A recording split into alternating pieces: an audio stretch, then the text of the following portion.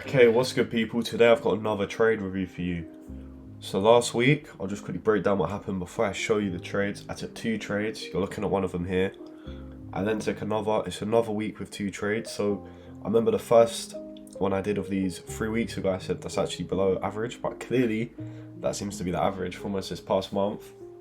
I'm recording this video a little bit later than I would like to.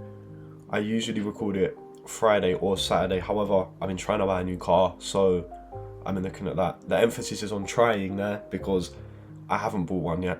So buying a car in the UK is hard, especially when you want something old and Japanese. It is impossible. Okay, so cut me some slack, guys. All right. So anyway, I'm gonna get into this first trade I took, break down why I took it, why it lost, if there's anything we can learn from it, as well as potentially when you need to know to change something about your strategy. We kind of got into that last week.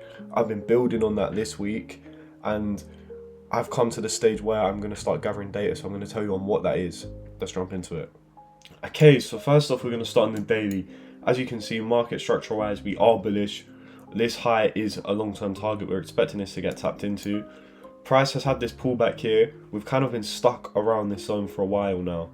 So if we come down onto more recent, as in the past week, 7 days type, you can see we swept this high here, price rejected, and then we've been displacing lower.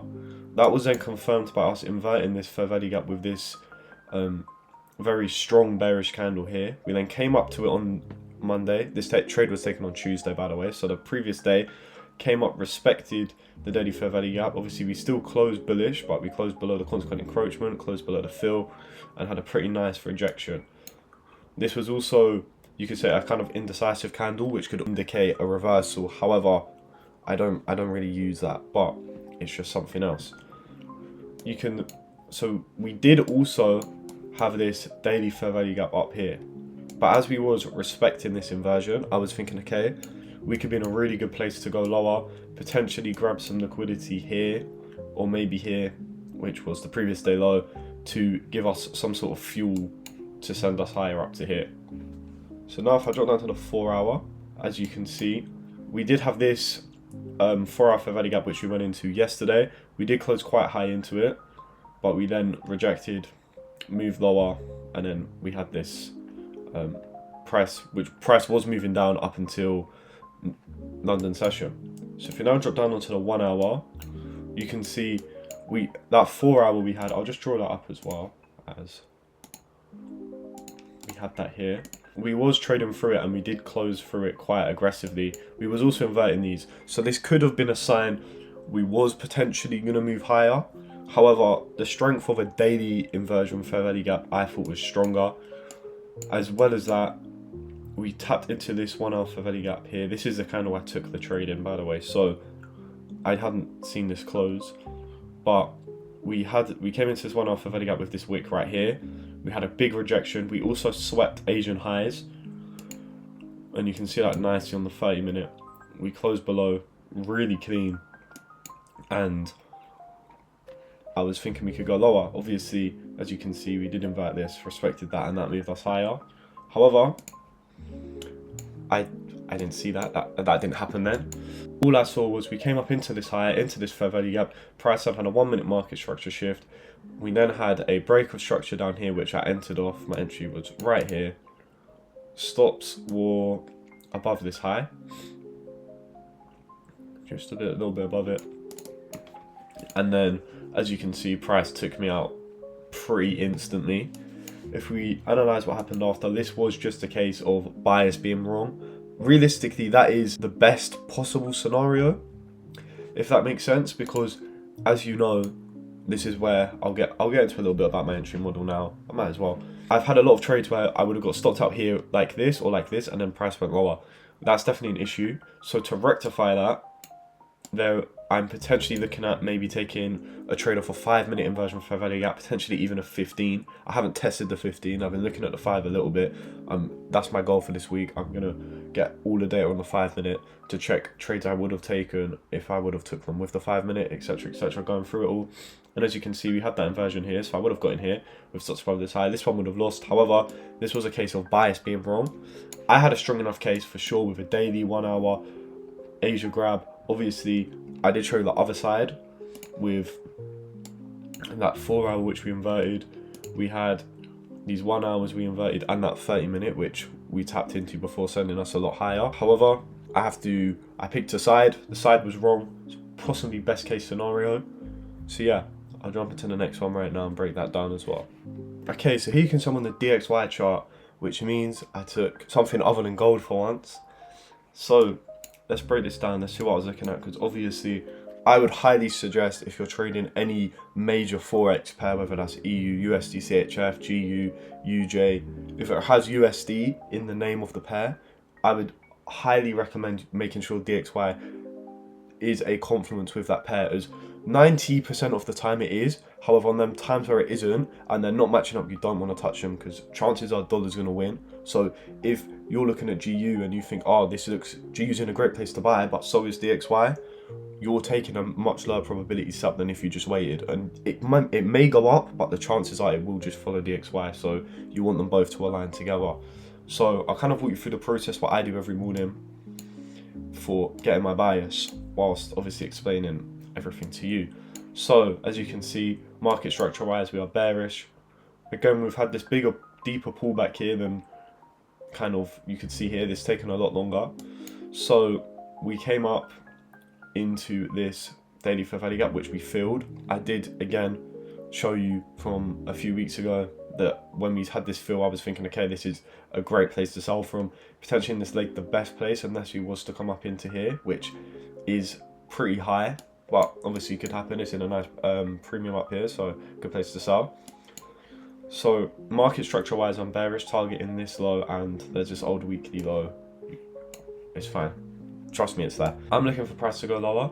Obviously that has been strengthened by stuff, just small stuff like we've respected this daily fair value gap, we've inverted this one here, we've also then swept this high on the daily. As you can see, we swept this swing high and this previous day's high, 2 big points of liquidity on Tuesday. So coming into Wednesday, I'm thinking, okay, this could be a very nice place to sell off, potentially a day for us to have this continuation. So we draw down to the 4 hour. There isn't too much here, but as you can see, if I remove these two quickly, we swept the previous 4 hour candles high, which is very nice. It's similar to daily, where you want previous day high or previous day low to be swept. It's similar to that, obviously not as strong, but it's still pretty strong as it's on the 4 hour. John, that's had a 1 hour. This is nice. We filled this fair value gap right here, and we also swept Asia. As you can see, we've had both setups have had an Asia sweep. It's something I wouldn't say neglected, but I haven't put as much emphasis on as of recent, or in the past, but recently I haven't.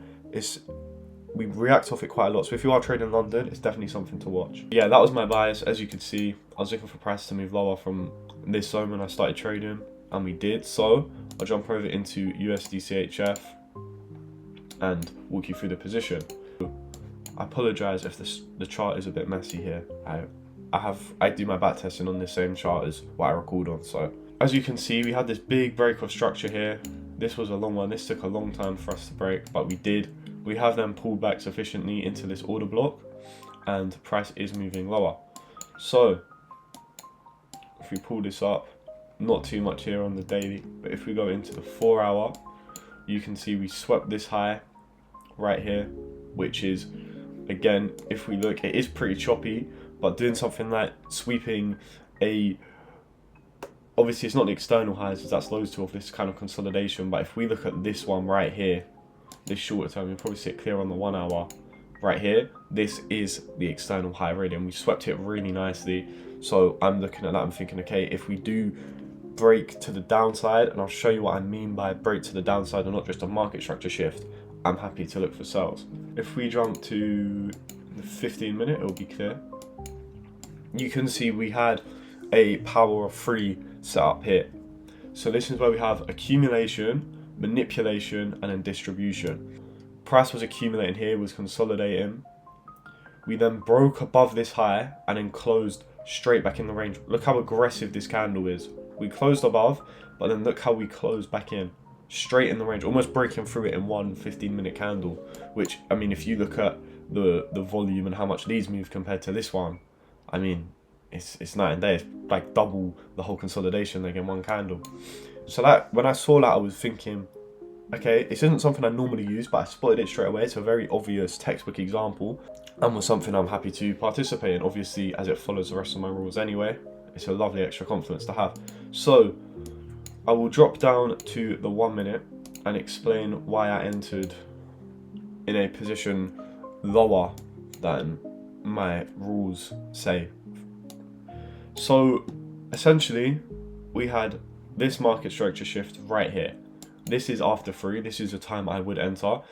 And if you just take my rules by first value, market structure shift after 3, then yeah, you could take it. However, I wouldn't say we are coming from a good place to buy here, because I wouldn't say we have the confidence for it as we did down here, which is where I got in. I wanted a break below this consolidation leg right here. This high was the high we had after we manipulated. Price pulled back, and I thought, okay, if we're breaking below here, we're at the bottom of the consolidation leg. Chances are that's going to be the distribution to the downside. Again, accumulation, manipulation, distribution. So I was looking, it's a bit safer. Obviously, if I got up here, I would have took full profits. I didn't. I'll explain why in a minute. But yeah, that's why I entered down here. So if I put up to the 5 minute, you can see price moved lower. We then consolidated. Price did come back up, and then I closed right down here. This was just below 1R, or I believe it was 1R actually. Half an hour, sorry, not 1. And I closed because we had CPI. So CPI is one of the big 3 news events with NFP and FOMC. I'm sure I said this last week, but I don't have my trades open for any red news. But if you are someone who does, close it for CPI, close it for NFP on Friday, and close it for the FOMC meetings, because the issue is, it's not that the trade can lose, that's fine. When I enter this trade, I understand I put a 1% risk on this trade with my stop loss. However, this candle here, let's see how big this candle was right here. It was 28.5 pips. If this went 28.5 pips the other way, look where that would have gone. And best believe your stop loss is not taking you out here, because even though we're trading demo accounts, technically they should take us out, they're not going to, because they say trying to stimulate live environments, but they don't want to see us win. Let's be honest. So if they can stop us out and you lose 2%, or imagine you're risking 2% and you've lost 4%, that's almost half a eval. That's you're not wanting that to happen. So if we did get stopped at, of course, but you got to think orders aren't going to be getting filled here anyway if you are trading live, and they're not going to take us out if they don't need to, if they have an excuse to make us lose more. That's why I closed here. Obviously, it's unfortunate. Price did go lower, as I was expecting anyway, but what can you do? Price did then continue to move lower, and if I break, I'll just give a little review of today even. We did continue to the downside. We haven't broke this yet, which does show there is quite a lot of strength in this pair, because if we go over to DXY, as you can see, we had this break of structure right here. Price has then pulled back somewhere really nice to sell into this opening gap, rejected. We're likely to see lower prices here. Obviously, I don't think we've pulled back enough, no. But price may move lower. We may sweep this, as we might engineer some liquidity, take this, pull up, and then continue lower. Or we're just going to continue lower and pull back another time. But what we do from here, we know direction. Obviously, target would be here as we're still in a continuation. But you don't know what's going to happen. You can most likely frame a trade between here anyway. So yeah, I don't know if I'll be right. I haven't really looked. Yeah, I was going to say I haven't looked at DXY. This is DXY. So yeah, I hope you enjoyed. There's a little bit there. I'll get back to you on what I'm going to do about entry model, because although changing strategy isn't ideal, I have a lot of compelling evidence to say entry model wise it's wrong. Or I wouldn't say wrong, it could be optimized. My strategy will be the exact same, where I'm kind of creating a narrative, a point A to point B system every single time, kind of looking for the continuation or the pullback, depending on what we react to on the daily time frame, and then using top-down analysis, going down, using the exact same stuff. It's just what I use to enter will be different. So yeah, I hope you enjoyed. Apologies, this one's a little bit late, but I'll speak to you next time.